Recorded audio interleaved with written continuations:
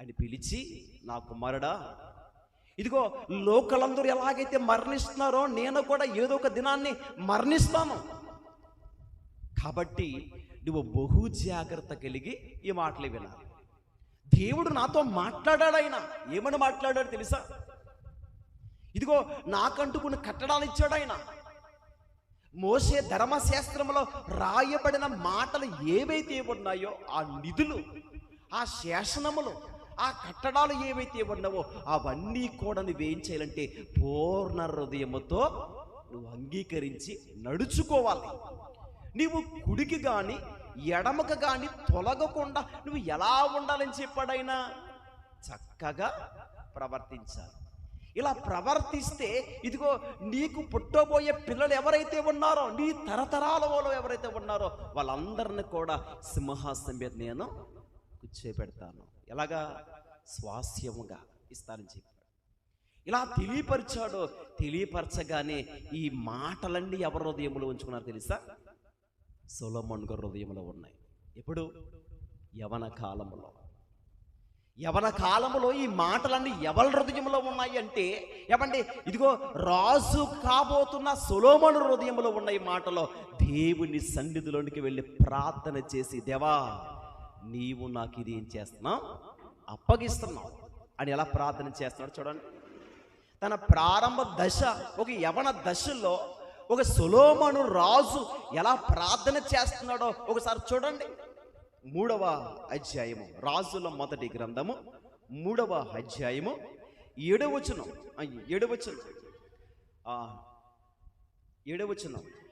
నా దేవా యెహోవా, నువ్వు నా తండ్రి అయిన దావీదునకు బదులుగా నీ దాసుడునైన నన్ను రాజుగా నియమించి ఉన్నావు.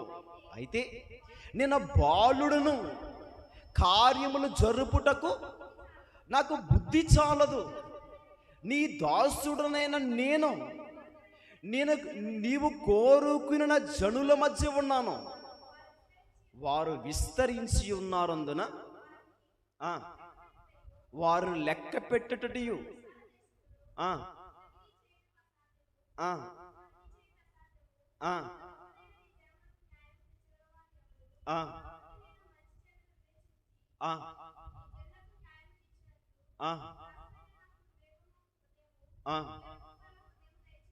చూడండి ఎలా ప్రార్థన చేస్తున్నాడు. చూడండి ఆయన ఏమని ప్రార్థన చేస్తున్నాడు?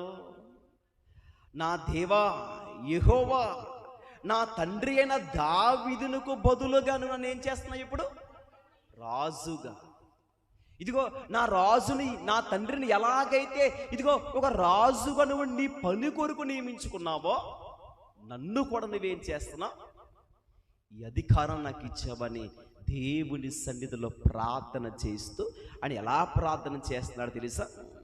నా తండ్రికి అంటే దావీదునకు బదులుగా నీ దాసుడనైన నన్ను రాజుగా నియమించి ఉన్నావు. అయితే నేను ఎలాంటి వాణ్ణి? బాలుడును. అంటే ఒక యవన కాలంలో ఉంటున్న సొలొమోను గారు అంటున్నాడు, నాకు బుద్ధి చాలదు.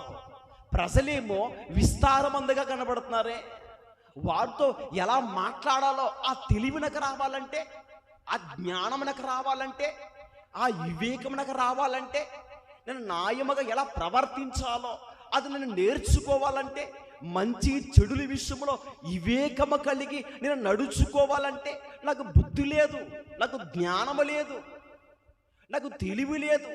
మరి తెలివి ఏ మనుషుల్లోనైనా ఉన్నదా? మనుషుల్లో లేదా తెలివి?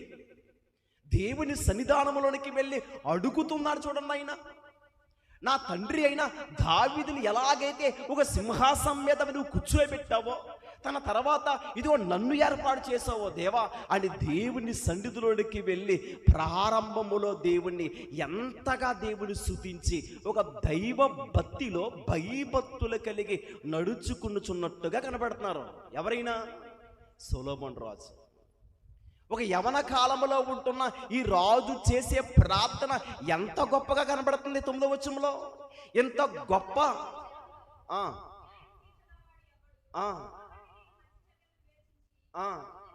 జనులు ఎలా ఉన్నారంటండి? జనులు ఎంత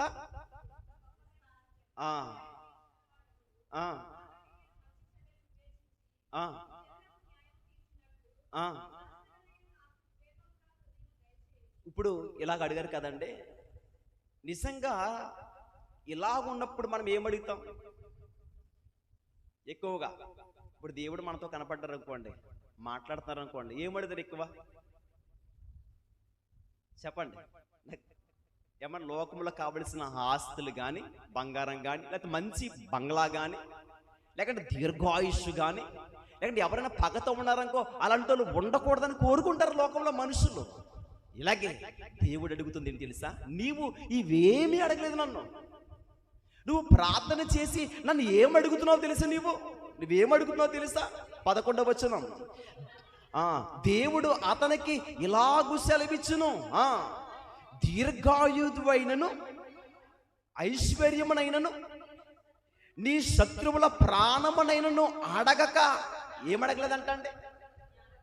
నువ్వు దీర్ఘాయుష్నైనా నువ్వు అడగలేదే, ఐశ్వర్యమును నువ్వు అడగలేదే, అంతేకాదు శత్రువుల ప్రాణమునైనను అడగక న్యాయమునైనను గ్రహించుటకు వివేకము అనుగ్రహించమని నీవు అడిగితివి.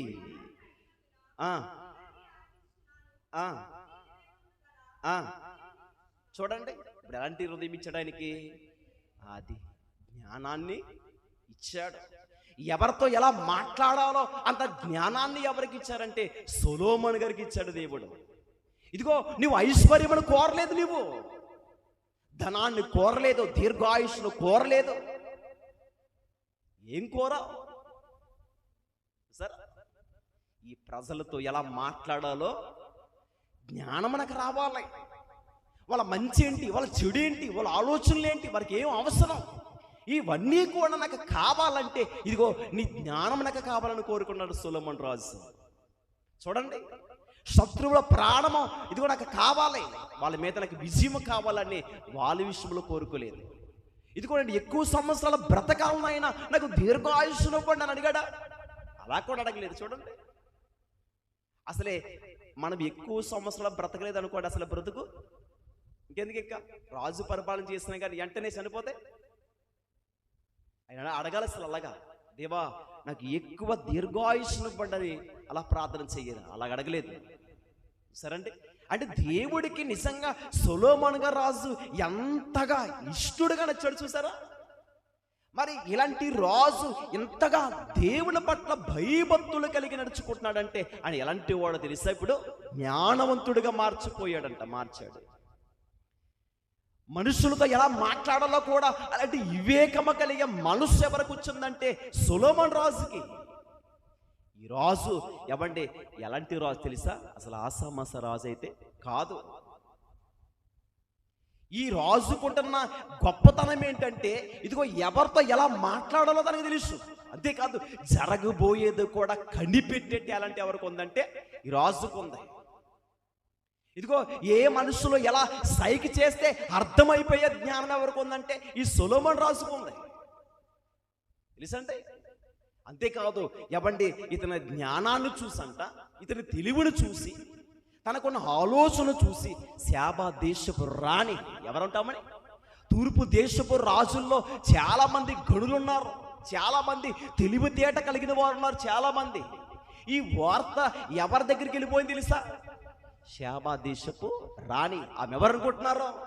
ఆమె కూడా జ్ఞానవంతురాలే, తెలివి కలిగిందే. ఎవరితో ఎలా మాట్లాడాలో కూడా ఆమెకు తెలుసు, ఎవరికి ఎలాంటి సమాధానం చెప్పాలో కూడా ఆమెకు తెలుసు. ఆమె వేసే ప్రశ్నలు కూడా ఎవరు కూడా సమాధానం చెప్పలేరంట, అంత జ్ఞానము కలిగిన స్త్రీ ఆమె. ఎవరామె? అలాంటి ఆమెకి సొలొమోను గారి గురించి ఈ వర్తమానం ఆమె దగ్గరికి వెళ్ళిపోయింది. అంత దూరముగా ఉంటున్న ఆమె దగ్గరికి ఇతని గురించి ఇదంతా హ్యాపించుకుంటూ ఆమె దగ్గరికి వెళ్ళింది. వెళ్ళగానే నేనే జ్ఞానము కలిగిన స్త్రీనైతే నాకంటే జ్ఞానవంతుడు ఎవరు అసలు? ఇది తెలుసుకుని అసలే అతను ఎవరో అతను అంతు చూద్దామనుకుందామి. తెలుసండి, అతను అంతు చూద్దాం. నేనైతే నేను వేసే ప్రశ్నలు అసలు చెప్పగలుగుతాడు? అసలు నేను మాట్లాడే మాటలకే ఏమైనా సమాధానం ఏమైనా చెప్పగలుగుతాడా? అని ఇలాంటి ఆలోచన కలిగి కూడా బయలుదేరింది ప్రియమైన వారులారా. ఆ సందర్భం చూద్దాం, చూడండి ఒకసారి. ఎక్కడున్నాం మనం? చదవండి. షాబా దేశపు రాణి యెహోవా నామమును గుర్చియు సొలొమోనుకు కలిగిన కీర్తిని గుర్చియు విని గూఢార్థము గల మాటల చేత. ఏంటండి ఎటువంటి మాటలు అంటే అయ్యి? అంటే ఎంత తెలివితేటలు కలిగే మాటలో ఆ మాటలు చెప్పితే అలాంటి ప్రశ్నలు అయితే మరలా జవాబు చెప్తామో కూడా తెలీదు. అలాంటి మాటలు మాట్లాడడానికి కొరకంట బయలుదేరి రావడానికి సిద్ధంగా ఉందామె. యెహోవా నామను గురించి తెలుసుకుందే, సొలొమోను కీర్తి కూడా ఆమెకి తెలుసుకుంది. ఈ వర్తమానము కూడా ఒకరితో పాటు అలాగా జనాలతో హ్యాపించుకుంటూ వెళ్ళిపోయింది ఆమె దగ్గరికి. వెళ్ళిపోగానే తెలుసుకుందే, బయలుదేరుతుంది ఆయన దగ్గరికి రావడానికి. వచ్చి ఎలాంటి మాటలు మాట్లాడదాం అనుకున్నాం తెలుసా? అది ఆ మాటలు చదువుదాం.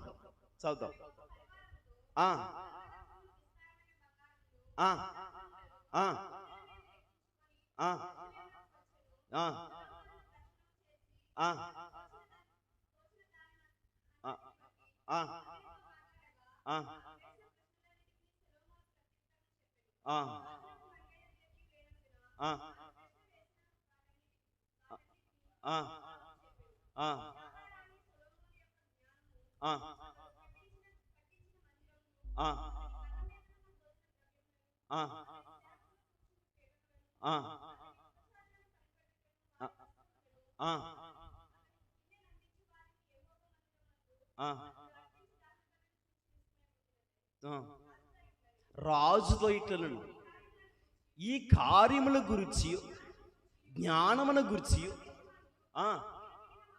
నేను వినిన మాట నిజమే, అయినను నేను వచ్చి కనులారా చూడక మునుపు ఆ మాటలు నమ్మక ఉట్టిని.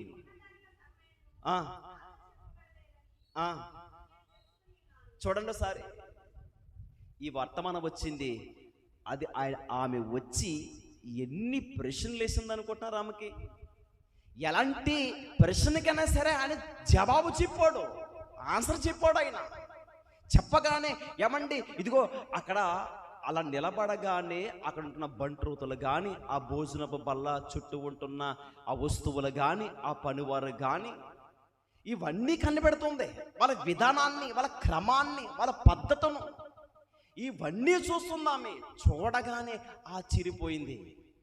అంతేకాదు, ప్రశ్నలు వేయడం మొదలు పెట్టగానే ఆమె వేసే ప్రతి ప్రశ్నకు కూడా అతనికి ఏమిచ్చాడంట? ప్రత్యుత్తరం ఇచ్చాడంటే జవాబిచ్చాడు. ఇంకేమైనా ఉన్నాయా నీకు? ఇంకా అడుగుతావా? ఇంకేమైనా ఉన్నాయా అడుగుతావా? ఏమంటే ఎంత తెలివితేటలతో తన సొంత ఆలోచనలు కాదవి. మరి ఎక్కడి నుంచి వచ్చిందంట? అది దేవుడిచ్చే జ్ఞానాన్ని చేత ఆమె చెప్పే ప్రతి ప్రశ్న కూడా తన ఆన్సర్ చెప్పాడు, జవాబు చెప్పాడు. ఇదిగో నీ గురించి నేను విన్నాదే కొంచెమే చెప్పారు నీ గురించి. నీ గొప్పతనాన్ని, నీ తెలివిని, ఇదిగో నువ్వు దేవుణ్ణి ఆరాధిస్తున్న విధానాన్ని, దేవుని కొరకు నువ్వు ఎంతగా దైవభక్తిగా బ్రతుకుతున్నావో, వీళ్ళ క్రమశిక్షణని చూస్తుంటే, వీళ్ళ విధానాన్ని చూస్తుంటే నాకే ఆశ్చర్యమైపోయింది అని వారు చెప్పింది తక్కువే. కానీ నేను నిజంగా నీ దగ్గరికి వచ్చి చూసిన తర్వాత అసలు ఎంత గొప్పవాడవో, దేవుని జ్ఞానాన్ని ఎంతగా నువ్వు పొందుకున్నావో అని ఏమంటే ఆశ్చర్యపోయిందంట ఆమె. నిజంగా ఈరోజు కూడా మనం అంతే. ఈరోజు మనకి చదువును బట్టో లేకపోతే బాగా మాట్లాడడం బట్టో ఆ తెలివి, ఆ వివేకం మనకు రాదది. దేవుడిచ్చే జ్ఞానాన్ని మనం సంపాదించుకోవడం బట్టి మరి అది ఎలా వస్తుంది? దేవుని సన్నిధిలోనికి వెళ్ళి ఒక సొలొమోను రాజు అడుగుతున్న ప్రార్థన వెళ్ళి అడగాలి. చాలామంది ప్రార్థనలో మనం ఏం అడుగుతాం? నాకు అది కావాలి దేవా, నాకు ఇది కావాలి దేవా అని అడుగుతాం. కానీ ఏమండి దేవునికి అన్నీ తెలుసు. మనకు కావలసిన అడగకపోయినా కానీ ఆయన ఇస్తాడు. దీర్ఘాయుష్ను అడిగాడు ఆయన, మరి ఆయనకి తెలీదా? నువ్వు దీర్ఘాయుష్ను అడగలేదే, ఐశ్వర్యం నువ్వు అడగలేదే. ఇలా ప్రార్థన చేశాడు ఆయన. చూడండి, అలా ప్రార్థన చేసినప్పుడు దేవుడు గమనించింది, నీకు కావలసింది దీర్ఘాయుష్షు కావాలి కదా, కానీ నువ్వు దాన్ని అడగలేదు. నీకు ఐశ్వర్యం కావాలి కదా, నువ్వు దాన్ని అడగలేదు. ఇదిగో నీ శత్రువుల ప్రాణాన్ని నువ్వు కోరుకోలేదే, దీన్ని కూడా అడగలేదంట ఆయన. దేవుడు చూడండి, నీ వీటిని అడిగితే ఇవ్వమనుకున్నా కానీ వాటిని అడగలేదు నీవు. సొలొమోను గారు చేసే ప్రార్థన దేవుని దృష్టికి చాలా ఇంపైనగా కనపడుతుందంట. ఒక ధూపం వలె వెళ్ళిపోయింది దాని దగ్గరికి. చూడండి, ఈరోజు మనం చేసే ప్రార్థనలో కూడా ఒక సొలొమోను రాజు చేసే ప్రార్థన వలె ఉండాలి. ప్రార్థన మోకరించగానే అడుగుతున్నాడు, దేవా, నా తండ్రి అయిన దావీదును ఎలాగైతే నువ్వు సింహాసనం మీద ఎక్కించావో, తన బదులుగా నన్ను ఎలాగైతే నువ్వు మార్చుకున్నావో, ఇదిగో ఈ ప్రజలను ఎలాగైతే నేను వేళలో పరిపాలించాలో అట్టి జ్ఞానాన్ని నేను కలిగి ఉండాలంటే నువ్వు నన్ను ఏం చెయ్యాలి? నీ జ్ఞానం, నీ మహాజ్ఞానాన్ని నేను సంపాదించుకోవాలి. నాకు అనుగ్రహించు ప్రభు అని, నాకు అనుగ్రహించు ప్రభు అని కొరకు బ్రతుకుతున్న ఆయనే ఎప్పుడు తెలుసండి? యవన దశలో. ఒక యవన దశలో ప్రభువుని అంతగా స్తుతించేవాడుగా అతని కీర్తి అంటే దూర ప్రాంతాల్లో కూడా ఏమైపోయింది తెలుసా? వ్యాపించుకుంటూ పోయింది. అంత గొప్పవాడు. అంతేకాదు, దేవుడు అతనికి ఎంతమంది భార్యలు ఇచ్చాడు? ఏమండి? 1000 మంది. 1000 మంది భార్యలు ఉన్నారు ఆయనకి. ఎవరో ఒక్కరో ఇద్దరో కాదు, 1000 మంది ఇచ్చారంటే ఆ రోజుల్లో ఆయన ఇచ్చాడంతే. ఏమన్నా ఈ రోజు లేదంటే ఈ రోజు కుదరదు. అప్పుడు ధర్మశాస్త్రములో అది ఉన్నా కానీ దేవుడు అక్కడ ఏం చేశాడు? ఆయన ఇచ్చాడంతే. దానికి మన సమాధానాలు చెప్పడానికి అసలు వీల్లేదు. ఒకసారి ఆలోచిద్దాం. అయితే అంతమంది స్త్రీలను దేవుడు ఇచ్చినా కానీ అతను ఏమైపోయాడు తెలుసా? దేవుడు చెప్పాడు, ఇదిగో నువ్వు ఎలాంటి వారితో సహవాసం చేయొద్దు తెలుసా? నువ్వు బహు జాగ్రత్త కలిగి ఉండాలి. ఓసారి వెళ్దాం. ఇదే మొదటి రాజుల గ్రంథము 11వ అధ్యాయము. ఎవరితో నువ్వు సహవాసం చేయకూడదు, ఎవరో నీతో కల్పించుకోకూడదు అని చెప్పాడు ఆయన. 11వ అధ్యాయం మొదటి నుంచి. మోయాబీలు, యొదోమీలు, అమోనీలు, సిదోనీలు అని జనులు మీ హృదయములను తమ దేవతల తట్టు తిప్పుదురు గనుక వారితో సహవాసం చెయ్యకూడదనియు వారిని మీతో సహవాసం చెయ్యనివ్వకూడదని యెహోవా ఇశ్రాయేలులకు అది. ఇప్పుడు ఎవరికి తెలియపరిచారు చెప్పండి? ఇశ్రాయేలులకి దేవుడు మోషే చేత ఆ రోజు ఇప్పుడు తెలియపరిచారు. ఈ మాటలు ఎవరికి తెలుసు? సొలొమోను రాజుకు తెలుసు. ఇతనికి పైగా అప్పటికే 1000 మంది భార్యలు ఉన్నారు.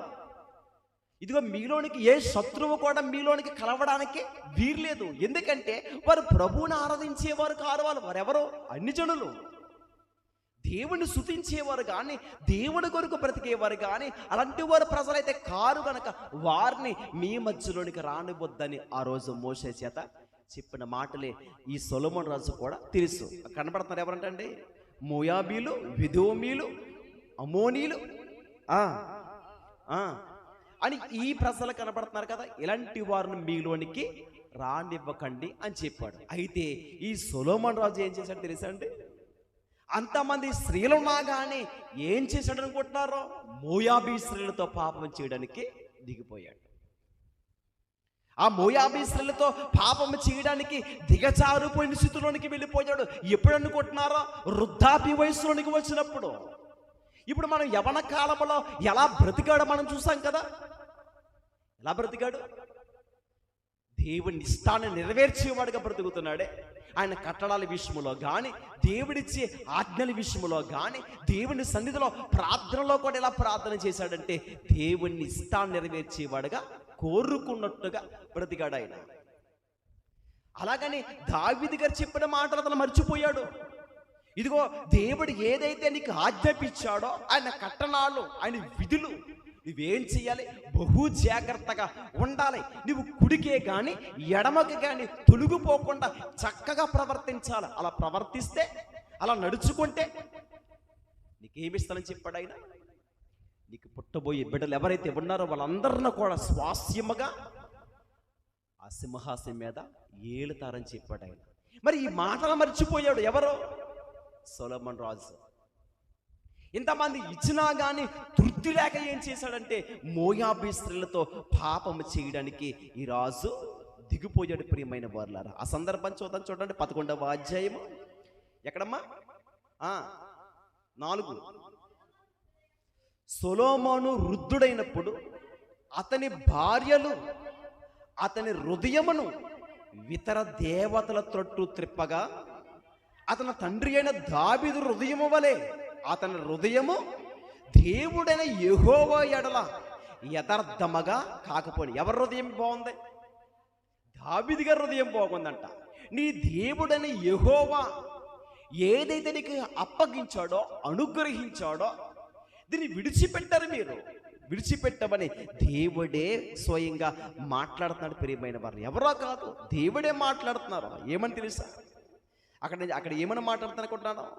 తండ్రి అయిన దావీదు హృదయం వలె అతని హృదయము నీ దేవుడిని యెహోవా ఎడల యథార్థముగా కాకపోవును.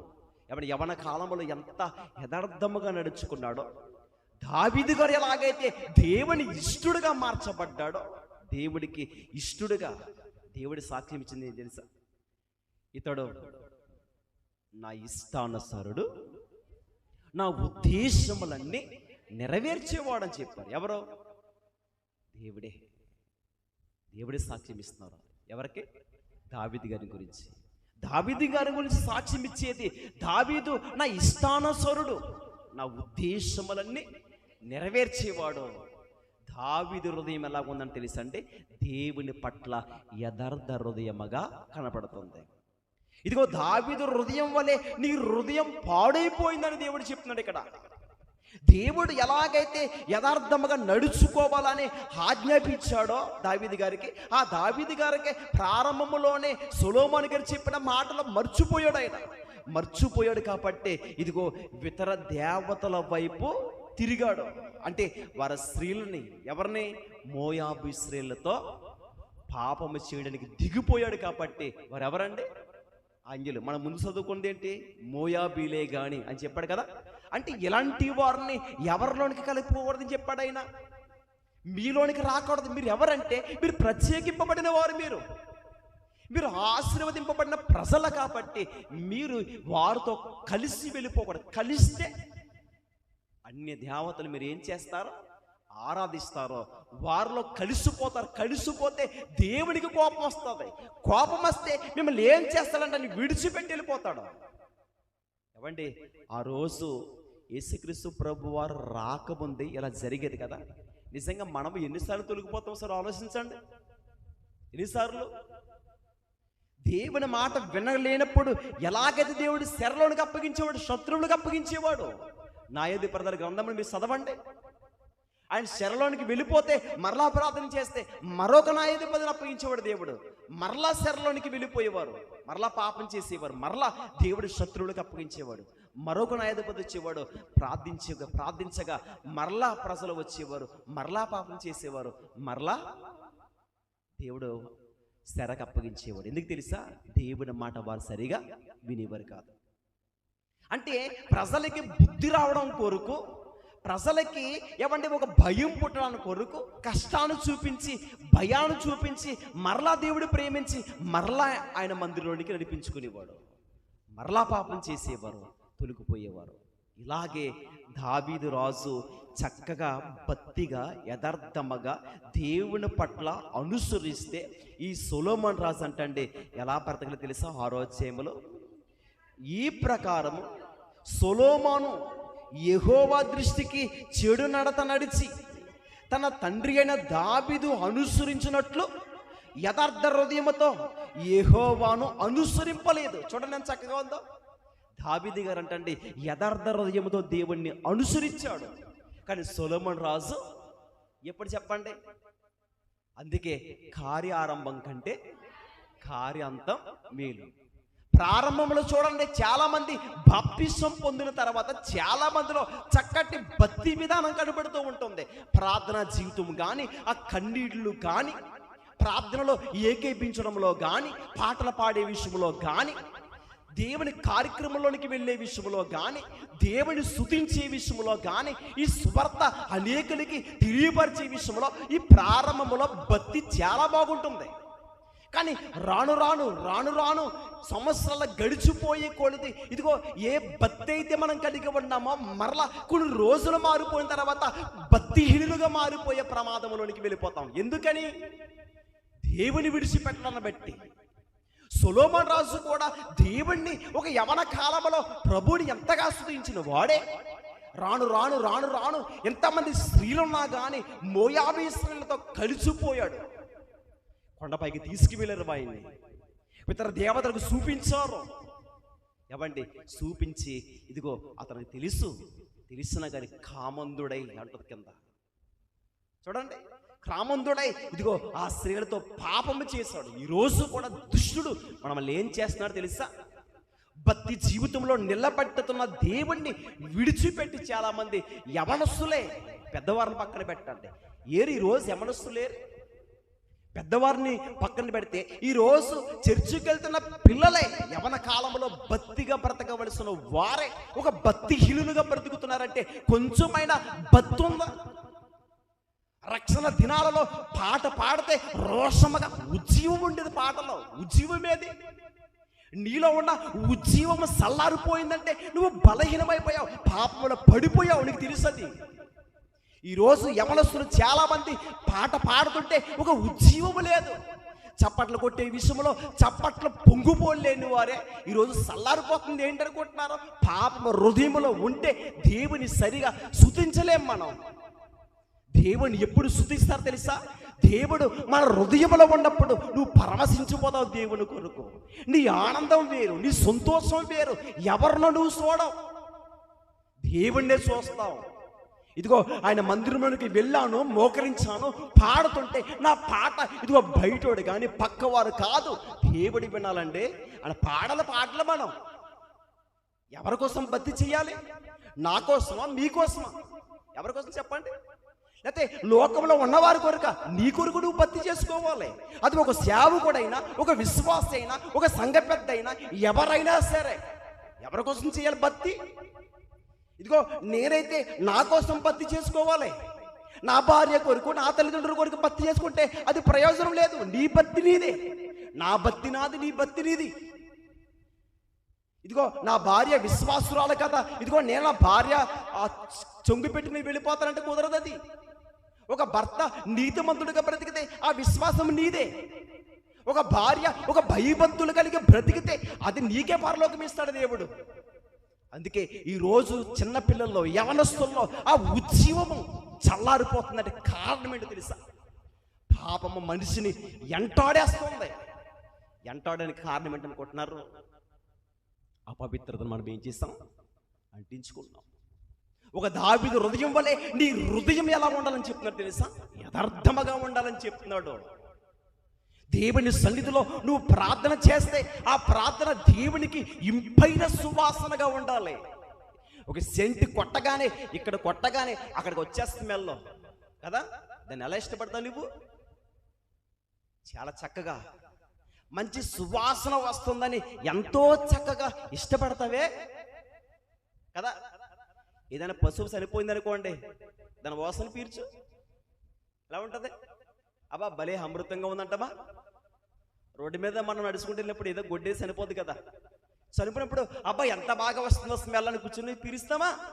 దేవుడు కూడా మన హృదయాన్ని కొంపు కొట్టే హృదయంగా కనబడుతుంది దేవుడు. తెలుసా అండి? మనం ఎలాగైతే చనిపోయిన పశువులు కొంపు భరించలేని వారుగా ఉన్నామో, మనం పాడినా కానీ, ప్రార్థించినా కానీ, దేవునికి ఏది ఇచ్చినా కానీ హృదయాన్ని ఇవ్వకపోతే కొంపు కొట్టే హృదయాలుగా. అందుకే శాస్త్రులు పరిశీలన హృదయం ఎలా ఉందంటే, ఇదిగో మీరు సున్నమ కొట్టిన సమాధిని పోల్చి ఉన్నారు. దాని లోపల ఎలాగుంది? అది చచ్చిన ఎముకల చేత దుర్వాసన కొడుతుంది. ఎలాగా? కల్మషముతోను, ఎముకలతోను, కుళ్ళుతోను. కుళ్ళి ఎముకలు, దుర్వాసన. దేవుడు హృదయాన్ని చూస్తాడు. ఆ రోజు ఎవరిదే?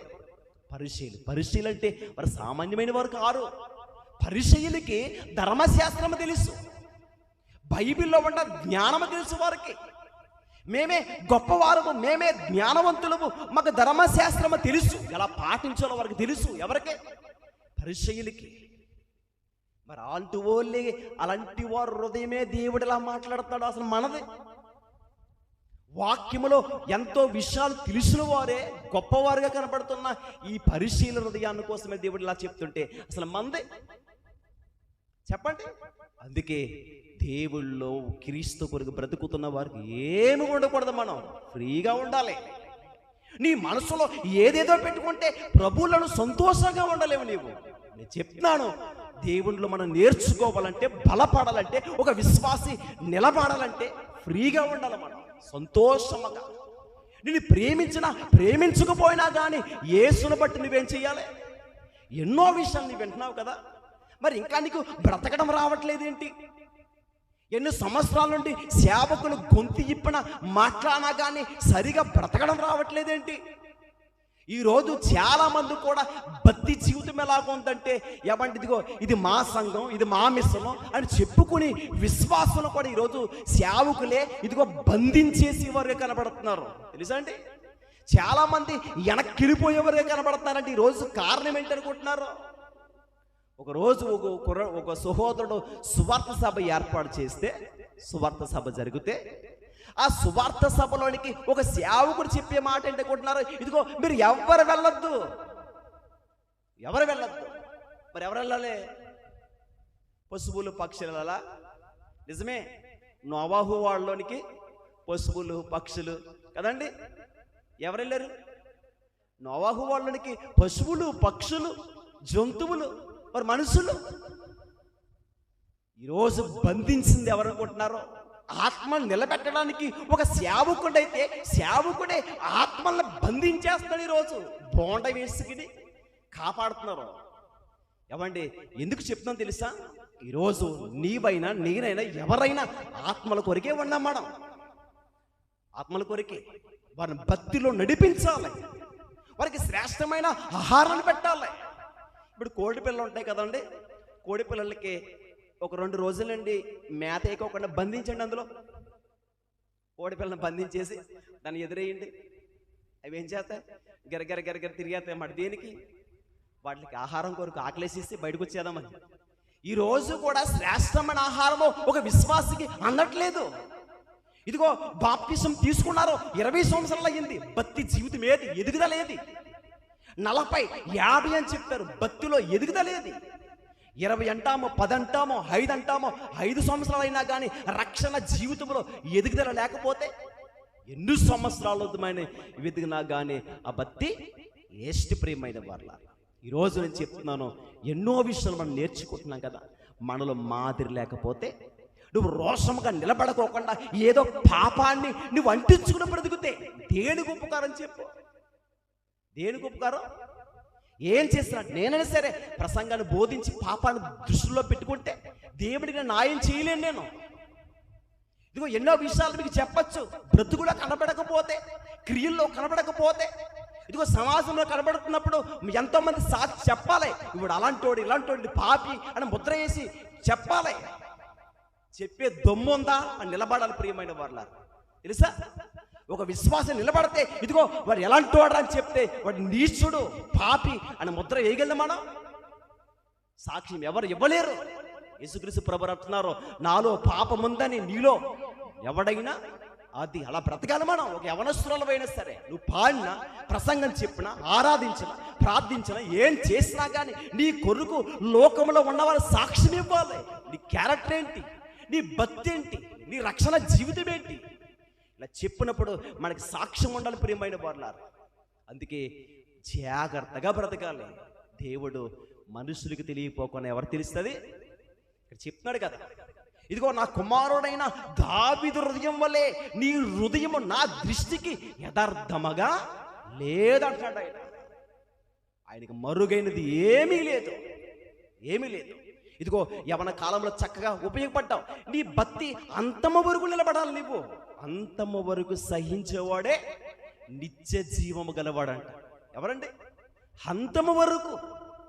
ఏదో 2-3 సంవత్సరాలు చేసి అయిపోయింది కదా, నేను మొదట్లో చేశాను కదా సరిపోద్దంటే కుదరదు. అంతము వరకు ఒకవేళ నువ్వు ప్రారంభంలో ఉన్న భక్తి ముగింపు వరకు ఉండాలి. ఆ ముగింపే మరణ దినాల వరకు కాపాడుకోవాలంట. ఇలాగ ఎవరైతే కాపాడుకుంటారో వాళ్ళ జీవితంలో ఏమంటో తెలుసా, భక్తి విధానం కనబడుతుంది. ఇదిగో మందిరాల్లో చక్కగా కనబడుతూ ఉంటాం. ఇంటికి వెళ్ళిపోగానే మరలా మన పనులు మనయే, మన ఆలోచనలు మనయే. ఇలా ఉండకూడదు. క్రైస్తవులుగా బ్రతుకుతున్న మనకి ఎలాంటిది ఉండాలంటే బైబిల్ మీద మన పట్టు ఉండాలి. నా దేవుడు నాతో ఉంటాడో, భక్తిగా బ్రతకాలన్న త్యాగవంతులుగా మనము మారిపోవాలి. ప్రియమైన వాళ్ళ మారిపోవాలి. మనం ఒక రాజు ఎలాగైతే సొలొమోను రాజు వృద్ధాప్య వయసులో ఉన్నాడో, తప్పు జరిగింది తర్వాత తెలుసుకుని వృద్ధాప్య వయసులో రాసిన మాట ఆయన రాశాడు. ఏమని తెలుసా, కార్యారంభం కంటే ఎవరు చూడనమాట. ప్రసంగి గ్రంథం 7వ అధ్యాయం ముగించుకుందాం మాట చెప్పి. ప్రసంగి గ్రంథము 7వ అధ్యాయము 8వ వచనం, కార్యారంభం కంటే కార్యాంతము. చూసారా, ఎందుకు మాట చెప్పగలిగాడు తెలిసి ఆయన. నేను యవన కాలంలో ఎంతో గొప్పగా బ్రతికాను నేను.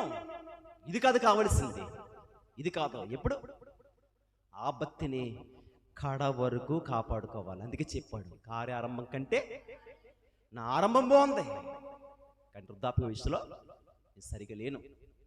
యవన కాలంలో మనం నేర్చుకోవాలి. ఒక సామెతల గ్రంథము కానీ, ప్రసంగి కానీ, ఒక పరమగీతము కానీ యవనస్తులకి చాలా శ్రేష్టమైన మాటలు ఉన్నాయి దీంట్లో. ప్రసంగి గ్రంథాన్ని కానీ సామెతల గ్రంథాన్ని చదివితే సరిపోతుంది మనస్సు పూర్తిగా. ఒక సామెతల గ్రంథాన్ని చదవండి, నిజంగా మనస్సు పెట్టి సామెతల గ్రంథం చదవండి. యవనస్తులు మీరైతే నువ్వు ఎలా బ్రతకాలి, ఎలా నీ ఆలోచనలు ఉంటాయి ఏంటో, మన జీవితం అంత ఇందులో ఉంటుంది. మన గద్దిస్తూ ఉంటుంది, జాగ్రత్త చెప్తూ ఉంటుంది అన్నమాట వాక్యం. తెలుసా, జాగ్రత్త, నీ చూపు జాగ్రత్త, నీ కాలు జాగ్రత్త, నీ నడవడికి చాలా జాగ్రత్త. నువ్వు ఎలా సైకి చేస్తావో, నువ్వు ఎలా ఉంటావో ఏంటో, నీ ప్రవర్తన ఏంటో, ఇదిగో నీ కను చూపు ఎలా ఉంటుందో, నీ సైకి ఎలా ఉంటుందో, ఇవన్నీ కూడా సామెతల గ్రంథంలో ఉంటుంది. ఏ స్త్రీ క్యారెక్టర్ ఎలా ఉంటుందో కూడా సామెతల గ్రంథంలో ఉన్నాయి. గుచ్చి ఏ స్త్రీ క్యారెక్టర్ ఎలా ఉంటుందో, తన మనస్సు ఎలా ఉంటుందో ఈ చదివితే గనక నిజంగా పాపం వైపు వెళ్ళకూడదు అనిపిస్తుంది ప్రియమైన వాళ్ళ. అందుకే మనం ఎలా ఉండాలి ఇప్పుడు చెప్పండి. సొలొమోను రాజు చేసే భక్తి యవన కాలంలో ఎలా ఉందో అదే భక్తి ప్రారంభము నుండి ముగింపు వరకు కూడా ఎలా ఉండాలి, మనం కాపాడుకోవాలి. సొలొమోను రాజు ప్రారంభంలో బాగుంది, కానీ ముగింపు దగ్గరికి వచ్చినప్పటికీ ఒక వృద్ధాప్య వయసులోనికి రాగానే ఏమైపోయాడు, తొలగిపోయాడు. ప్రియమైన వాళ్ళ పడిపోయిన ఆయన మరలా తెలుసుకుని ప్రసంగి, సామెతలు ఇవన్నీ రాసింది ఎవరు, ఆయనే. ఎవరు, సొలొమోను గారు. తన అనుభవ ప్రకారంగా ఈ సామెతల గ్రంథంలో కూడా స్త్రీల కొరకు రాస్తాడు. ఎంతమంది భార్యలు ఆయనకి? అంతమంది భార్యలు ఉన్నారు కదా, 1000 మంది భార్యల్లో కూడా ఏ భార్య క్యారెక్టర్ ఎటువంటిదో. అందుకే జగడగుండని తెలుసా, కొండగెత్తులని, తర్వాత గయ్యాలని ఉంటాయి. ఎందుకని తన జీవితంలో అనుభవించాడు ఆయన. 1000 మంది భార్యలు ఉన్నప్పుడు అందరూ మంచిగా ఉంటారా చెప్పండి? జ్ఞానవంతురాలు ఉంటుంది, తర్వాత గుణవతి, ఆమె దొరుగుట అరుదంట. అందుకే చెప్పాడు ఆయన, గుణవతి అయిన భార్య దొరుగుట అరుదు. అట్టిది బంగారం తెలుసు కదా మనకి, బంగారం ఎంత ఇంపార్టెంటో, డబ్బులు ఐశ్వర్యం ఎంత ఇంపార్టెంటో అంతకంటే శ్రేష్టమని ఎవరు తెలుసా, గుణవతి. దొరుకుట అరుదు, అట్టిది అంటే బంగారం కంటే విలువైంది ఎవరంటండి, ఒక గుణవతి. దేనికి పోల్చాడు ఒక స్త్రీని? అలా ఎలాగైతే ఒక స్త్రీని అంత గొప్పగా పోల్చాడో గయ్యాలంటున్నాడు ఆయన, జగడగొండ అంటున్నాడు ఆయన. అంటే అలాంటి స్త్రీలను కూడా తన జీవితంలో అనుభవించాడు. జ్ఞానవంతురాలు ఎలా ఉంటుందో, ఎవడి గుణవతి ఎలా ఉంటుందో, గయ్యాలు క్యారెక్టర్ ఎలా ఉంటుందో కూడా తనకు తెలుసు. ఈ చదువుకుంటుంటే మనకు అర్థమవుతుంది ఎలా ఉండకూడదు అనిపిస్తుంది ప్రియమైన వారులారా. తెలుసండి, తన అనుభవంలో రాశాడవి. మీరు జాగ్రత్త. అందుకే యవనస్తుల విషయంలో కూడా నా కుమారుడా నా ఉపదేశమును అంగీకరించము, నా త్రోవలందు నడువము. ఇదిగో పాపమును ప్రేరేపింపగా వారి మార్గంలోకి వెళ్ళకము అని ఒప్పుకము అని చెప్తారు. తెలుసా ఆయనకి? ఒక రోజు నుండి అలా లాగేశారు, నన్ను పడిపోయాను నేను. చూడండి మాట, సామెతల గ్రంథం ఎలా లాగారో. సామెతల గ్రంథము 1వ అధ్యాయము 10వ వచనం. నా కుమారుడా, పాపులు నిన్ను ప్రేరేపింపగా ఒప్పకము. ఒక రోజు మోయాబీ స్త్రీలే సొలొమోను రాజుని ఏం చేశారు? ప్రేరేపించారు పాపము చేయడానికి. నేను తొలగిపోయాను, ఒప్పకము. ఆ రోజు ఒప్పుకున్నాడు. దేవుడిచ్చే ఆశీర్వాదాన్ని కోల్పోయాడు ఆ రోజు. ఈరోజు మనకు రాసిందని తెలుసా? తన అనుభవంలో, తన జీవితంలో అనుభవించాడు కాబట్టి మనకు చూపిస్తున్నాడు ఆయన. ఎలాగా? పరిశుద్ధాత్మ చేత రాస్తూ. ఆ కుమారుడా ఒప్పకము. చూడండి ఇక్కడ 15వ వచనం ముగించుకుందాం. నా కుమారుడా, నీవు వారి మార్గముల గుండా పోకము, వారి త్రోవలయందు నడవకుండా నీ పాదము వెనక తీసుకుని. ఆ రోజు వెనక తీసుకుంటే ఎవరు? సొలొమోను గారు తన హృదయంలో తీసుకుని మనకు చెప్తున్నాడు ఆయన. ఒక రోజే నేనే ఇదిగో ఒక జాగ్రత్తలు తీసుకుంటే నా తండ్రి నడుచున్నట్లుగా నేను కూడా నడుచుకుందని. ఎలాగా? యథార్థముగా. కానీ నా తండ్రి హృదయం యథార్థవంతులుగా నా హృదయము లేదని చెప్పి మీరు జాగ్రత్త అని చెప్పాడు. మనమందరం జాగ్రత్త. ఎవరికి వలె ఉండాలి? పరిశుద్ధంగా బ్రతకాలి. మనకు రాశాడు ఆయన. అందుకే ఈ మాట రాశారంటే ఒక రోజు వారి జీవితం అలా జరిగింది, మీద అలా జరగకూడదు. ధర్మశాస్త్రం వచ్చింది. యేసుక్రీస్తు ప్రభువారు మన కొరకు తన రక్తాన్ని సిందించాడు, ఆయన కడిగాడు. మనమందరము పరిశుద్ధ సంగమగా మార్చబడ్డాం. ఆయన రాకుడికి సిద్ధపడాలంటే మనలో పాపం ఉండకోకుండా మనలో ఒక ఉజ్జీవం బయలుదేరాలి.